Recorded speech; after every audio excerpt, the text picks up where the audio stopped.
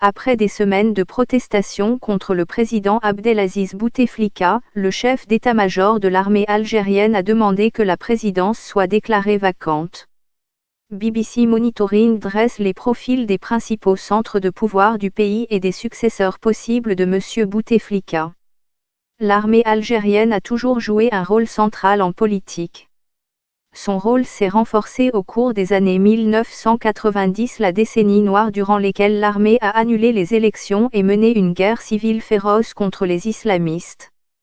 C'est durant cette période que le président Bouteflika a réussi à écarter certains généraux de l'armée. En 2015, il a évincé le très puissant chef des renseignements, Mohamed Medienne. Connu surtout sous le nom de général Toufik, ce dernier fut le dernier des janvieristes qui dirigèrent la politique algérienne pendant plus de 20 ans après l'annulation des élections de janvier 1991. L'éviction du général Mohamed Medienne avait été saluée et considérée par le gouvernement et les médias officiels algériens comme un pas vers la démocratie et la démilitarisation de l'État. Le 26 mars, le général Ahmed Gaïd Salah a demandé que M. Bouteflika soit déclaré inapte à gouverner le pays. Cette décision du chef d'état-major de l'armée semble donner raison à ceux qui lui prêtent des ambitions présidentielles. Un rapport parlementaire publié en janvier 2017 en France présente le général Gaïd Salah comme un successeur probable d'Abdelaziz Bouteflika, malgré les affirmations selon lesquelles il ne trahirait pas son frère d'armes de la guerre de libération. Le chef d'état-major de l'armée a souvent aidé M. Bouteflika à couper l'herbe sous le pied des autres généraux. Il a été récompensé pour sa loyauté avec le titre de vice-ministre de la Défense avant la dernière réélection de M. Bouteflika, lequel assure officiellement la tutelle du ministère de la Défense. Les dates clés de la vie d'Abdelaziz Bouteflika. Le général Ahmed Gaïd Salah s'est attribué à maintes reprises le mérite d'avoir réussi à lutter contre le terrorisme, et le budget de son ministère a grimpé en flèche au cours des dernières années, malgré des baisses budgétaires dues à la baisse des prix du pétrole. Il a également obtenu l'adoption d'une loi visant à empêcher les généraux évincés de le critiquer publiquement. Cependant, certains médias algériens évoquent l'existence de tensions entre le chef d'état-major de l'armée et le clan présidentiel. La confiance du président Bouteflika est difficile à gagner, car le chef de l'État s'est entouré de membres de sa famille et d'amis d'enfance. Chakib Khelil, qui a grandi avec M. Bouteflika dans sa ville natale d'Oujda, au Maroc, est l'un des notables de ce cercle fermé. Il a été ministre de l'Énergie, a dirigé la Sonatrach, la Société pétrolière nationale, et président de l'Organisation des pays exportateurs de pétrole, OPEP. Après 6 ans de lutte contre les scandales de corruption au sein de cette organisation, M. Khelil est retourné en Algérie en 2016, rendant souvent visite aux vénérés responsables soufis du pays et bénéficiant d'un large écho dans les médias locaux. Il aurait cherché des soutiens à sa candidature à l'élection présidentielle durant son exil aux États-Unis, où il a fait ses études. Il nie être titulaire d'un passeport américain, ce qui pourrait invalider sa candidature à l'élection présidentielle. Les velléités de leadership du frère cadet du président font depuis longtemps l'objet de spéculations, et de nombreux Algériens pensent qu'il est le dirigeant de fait du pays. L'ancien professeur de physique et syndicaliste a rejoint son frère à la présidence en tant que conseiller spécial, dès son entrée en fonction en avril 1999. Lorsqu'Abdelaziz Bouteflika a été victime d'un accident vasculaire cérébral en 2013, son frère Saïd l'a accompagné en France et a supervisé son traitement.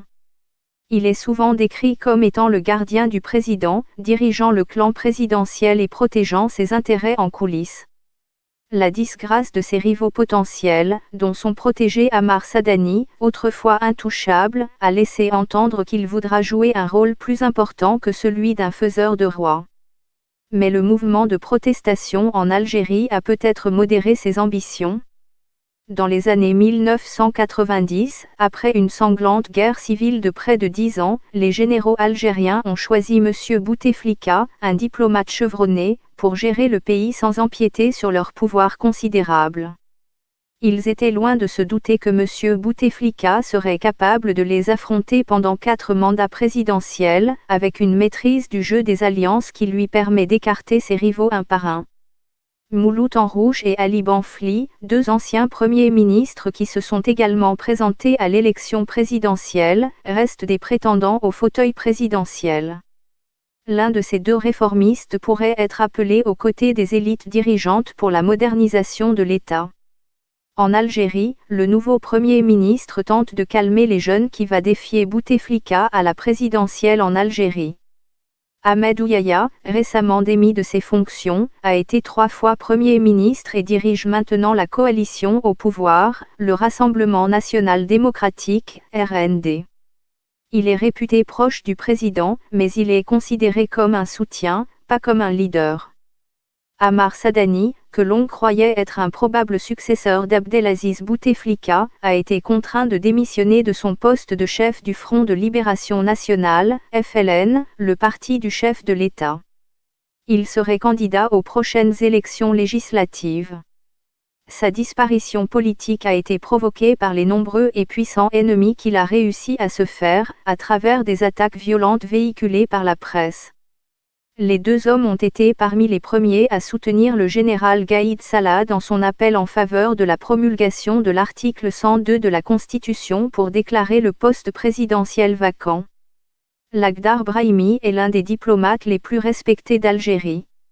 Il a occupé des postes clés au ministère des Affaires étrangères, dont le point culminant a été son mandat de 2 ans comme ministre des Affaires étrangères au début de la guerre civile algérienne. M. Brahimi a poursuivi sa carrière avec succès au plus haut niveau du secrétariat général de l'ONU. Sa mission en tant qu'envoyé spécial de l'ONU et de la Ligue arabe en Syrie l'a propulsé sur le devant de la scène en 2012. En 2014, sa démission après l'échec des négociations de Genève lui a valu le respect des observateurs algériens. L'ancien secrétaire général de l'ONU, Ban Ki-moon, l'a décrit comme l'un des diplomates les plus brillants du monde. M. Brahimi s'est depuis exprimé sur plusieurs questions régionales. Contrairement à la position de longue date de son pays, il a appelé l'Algérie à intervenir en Libye, la Cour pénale internationale à poursuivre les crimes de guerre commis en Syrie et le Maroc et l'Algérie à rouvrir leurs frontières communes. Un homme d'affaires proche de Bouteflika arrêté à la frontière. L'armée exige le départ de Bouteflika en juin 2015. La société américaine d'analyse géopolitique Stratfor a laissé entendre que le diplomate était bien perçu par les partenaires internationaux. Plusieurs médias maghrébins ont interprété cette analyse comme un soutien occidental à une éventuelle candidature de M. Brahimi. Les propos de Stratfor, qui auraient provoqué des hostilités dans un contexte de guerre des clans en Algérie, n'ont pas empêché le diplomate d'être accueilli dans les cercles du pouvoir. Il a rencontré Abdelaziz Bouteflika à plusieurs reprises et a reçu un prix des droits de l'homme de la Commission algérienne pour la promotion et la protection des droits de l'homme. Pourtant, les chances de Lakhdar Brahimi d'arriver à la tête de l'État sont fragilisées par son âge, 85 ans. L'opposition algérienne est divisée et a échoué à présenter un candidat unique à l'élection présidentielle, qui a été annulée à la suite des manifestations qui ont éclaté dans tout le pays. Les partis d'opposition historiques sont le Front des Forces Socialistes, FFS, Gauche démocratique, et le Rassemblement pour la Culture et la Démocratie, RCD, démocrates laïcisants. Ils mobilisent habituellement les électeurs de la Kabylie et de la capitale, Alger. Ces partis avaient appelé au boycott de l'élection présidentielle avant le début du mouvement de protestation. Ils ont également été les premiers à s'insurger contre l'annonce du général Gaïd Salah, qui a demandé que la présidence de la République soit déclarée vacante. Ils n'ont pas hésité à parler de coup d'État et d'une tentative de relancer le régime. L'ancien Premier ministre Ali Benfli, qui s'est présenté contre M. Bouteflika en 2014, a eu une réponse plus mesurée et a demandé davantage de garanties concernant la transition du pouvoir. Les chefs islamistes Abdallah Jabala et Abderrazak Makri ont eu des commentaires similaires, M. Makri cherchant à garantir un rôle à son parti proche des frères musulmans, dans une administration transitoire avant les prochaines élections.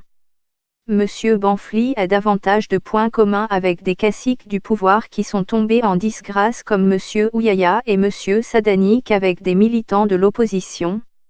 Avocat populaire dans sa Batna natale et fondateur de la Ligue algérienne des droits de l'homme, il a gravi les échelons jusqu'à devenir ministre de la Justice en 1988. L'année suivante, il siège au comité central du FLN, le parti au pouvoir. Il finit par démissionner de son poste de ministre de la Justice au début de la crise qui conduit le pays à la guerre civile pendant 10 ans. Abdelaziz Bouteflika étant revenu en 1999 pour mettre fin aux troubles, M. Banfli appuie sa candidature à la présidentielle et devient ainsi son principal bras droit. M. Bouteflika le nomme Premier ministre l'année suivante. Il est également secrétaire général du FLN. En 2003, il est démis de ses fonctions alors que sa popularité est au plus haut et son ambition présidentielle de plus en plus évidente. Ces dernières années, il a été reçu dans les capitales occidentales comme successeur potentiel de M. Bouteflika. Il avait de grands espoirs pour les élections de 2019 en publiant une biographie en France, quelques mois avant la course qui le dépeint comme l'homme de la transition. L'une des transformations les plus remarquables de la société algérienne sous le règne de M. Bouteflika a été la montée des magnats des affaires, une classe d'oligarques venus contrebalancer les généraux autrefois puissants. Souvent étroitement liés au milieu politique, ils ont accumulé richesse, pouvoir et influence des médias.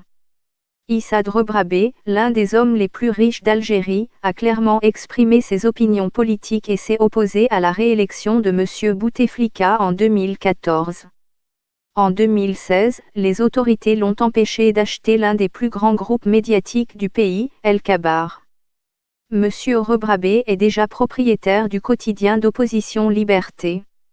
Le magnat des médias Ali Hadda n'a pas hésité à donner une couverture positive de l'appel du chef de l'armée qui a déclaré M. Bouteflika inapte à être président. Dans une interview accordée au site d'information algérien TSA en 2017, M. Hadda n'a pas caché sa proximité avec les puissants, dont Saïd Bouteflika et d'autres responsables militaires et civils qu'il a qualifiés de patriotes algériens. Il a été identifié par la presse algérienne et française comme l'un des principaux contributeurs financiers de la campagne de M. Bouteflika en 2014. En Algérie, Bouteflika ne convainc pas les étudiants. La contestation de Bouteflika, de plus en plus populaire, l'homme d'affaires a fait ses débuts d'homme d'affaires en prenant les commandes d'un petit hôtel familial en Kabylie, et il est aujourd'hui à la tête d'un véritable empire, une entreprise de travaux publics, un club de football et plusieurs médias. Mais sa véritable spécialité est l'obtention de marchés publics, dont certains ont suscité la controverse, comme le projet coûteux et de longue date de la route nationale Est-Ouest.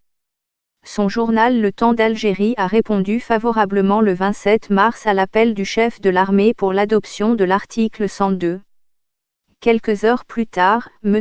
Hadda a démissionné de son poste à la présidence au FCE, l'organisation patronale algérienne.